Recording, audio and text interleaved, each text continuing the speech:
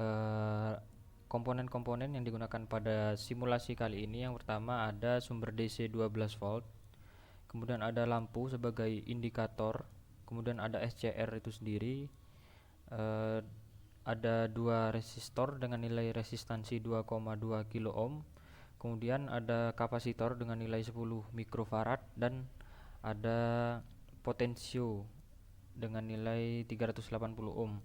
Potensio di sini berfungsi sebagai voltage regulator atau yang nantinya akan mengatur nilai tegangan yang akan masuk ke kaki gate dari SCR. Baik, langsung saja kita run untuk simulasinya. Ya di sini ketika voltage regulator itu kita putar ke kanan atau kita arahkan ke kanan dengan nilai persentasenya 0%, maka di sini lampu akan menyala. Kemudian kita lihat ketika kita ubah nilainya dengan nilai 100%, maka di sini lampu akan mati. Uh, Mengapa hal itu terjadi? Karena di sini voltage regulator di sini berfungsi untuk mengatur tegangan yang akan masuk ke dalam SCR. Seperti yang kita ketahui, SCR sendiri akan aktif atau bekerja ketika kita memberikan tegangan kepada kaki gate SCR itu sendiri. Namun, untuk nilai tegangan yang akan kita berikan ke kaki gate di sini juga memiliki nilai minimal agar SCR itu aktif. Pada percobaan kemarin, uh, nilai minimal nilai tegangan minimal untuk kaki gate SCR yaitu sebesar 0,7 volt. Baik, bisa kita lihat ketika kita arahkan atau kita berikan persentase 100% pada VR, maka nilai tegangan di kaki gate hanya sebesar 233,96 mV.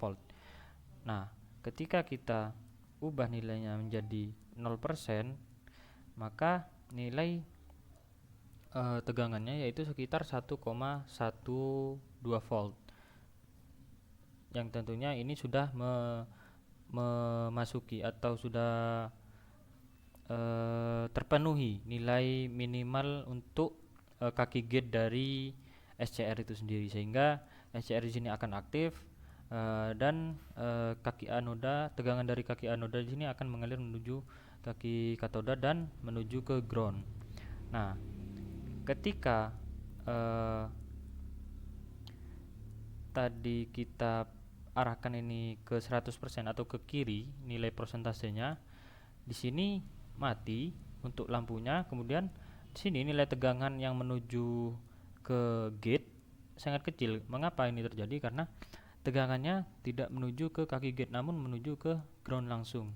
Jadi polanya dari sini arah arusnya, kemudian menuju resistor R1 di sini langsung menuju ke ground, tidak tidak berbelok ke atas atau ke R2, mengarah ke R2 untuk nantinya ke gate, karena sifat dari arus itu akan mencari jalur dengan resistansi yang serendah mungkin sehingga akan langsung menuju ground dan tentunya akan mematikan lampu indikator. Selanjutnya dari gelombangnya sendiri, ketika kita berikan nilai 0%, maka akan ada ada penurunan nilai gelombang. Namun ketika kita naikkan sedikit dan semakin besar, maka nilai grafiknya juga akan semakin naik seperti itu.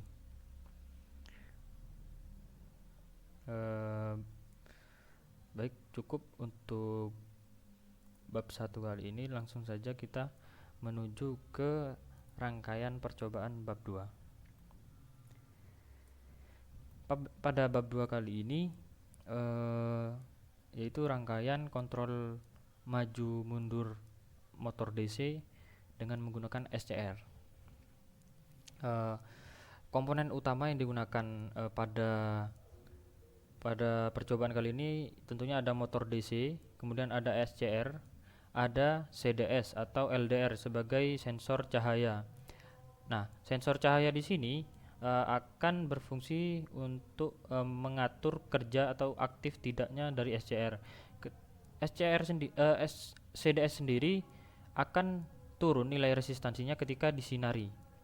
Eh, Baik, langsung saja kita jalankan rangkaian ya.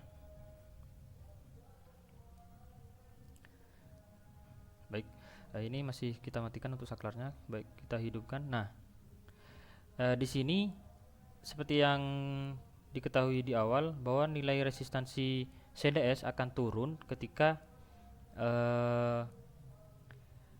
disinari. Nah, di sini antara R5 dan R7 nilai resistansi yang kecil yaitu R7, yang artinya pada R7 di sini atau CDS yang di sini ini yang disinari, sementara yang R5 tidak disinari.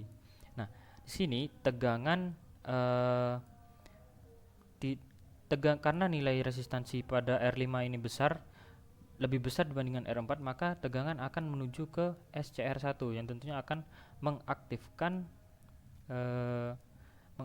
dari SCR1 ini. Sehingga dengan aktifnya SCR1, maka relay 1 ini juga akan aktif, dan kontak-kontaknya pun akan berubah. Yang awalnya normally open dia akan close, dan yang awalnya normally close dia akan open.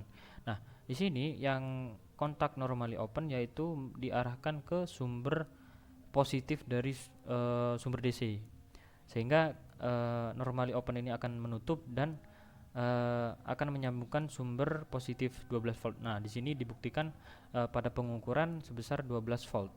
Nah, selanjutnya untuk yang CDS 2 atau R7 di sini, karena nilai resistansinya lebih kecil dibandingkan R6, maka tegangannya akan mengalir ke bawah dibandingkan akan berbelok ke gate, sehingga kaki gate tidak menerima tegangan yang cukup untuk mengaktifkan SCR, dan SCR bisa dibilang tidak bekerja atau tidak aktif. Nah, seiring dengan tidak aktifnya SCR2, maka relay 2 juga tidak aktif, sehingga dalam keadaan seperti semula, sehingga yang normally close tetap normally close dan yang normally open tetap normally open. Di sini kontak normally close-nya relay 2 dihubungkan dengan ground, sehingga untuk nilai atau tegangan yang diberikan kepada kutub atau terminal negatif dari motor itu juga bernilai 0, mendekati nilai 0. Nah, di sini karena terminal motor diberikan tanda negatif, diberikan sumber negatif, maka motor akan bergerak maju atau berputar searah, berputar berlawanan arah jarum jam.